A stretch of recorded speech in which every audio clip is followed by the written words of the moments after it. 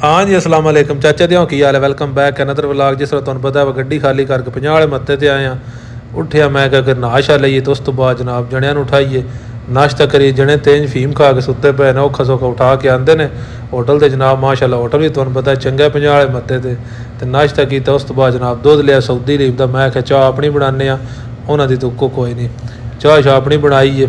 चाह बनाने तो बाद जनाब कप चाया तो सीधा कमरे मैं क्या चाह शाह पी के एक बार टेक के समी नाश्ता किया जनाब। आके जूं मूदे होए हैं 4 बजे उठे माड़े चंगी भुख लगी तो जने आदि ने चिप्स खावी है जनाब। आलू कट के तो लाग पिया चिप्सा ने चिप्स बना के जनाब। उस तो बाद मैं क्या किचन अपने की सफाई करी दा कोई हाल नहीं तो यदी जनाब सफाई की रंग शंग किया तो अपना भी कोई हाल नहीं रहा रंग करद्या तो जने वो आंडी नहीं लगे उन्होंने बनाए ने साबत मसर तो बिल्कुल आंडी भी तैयार हो गई है। जने दुध भी लैन दिया ने दुद्धे ना खावीए तो फिर सवी है।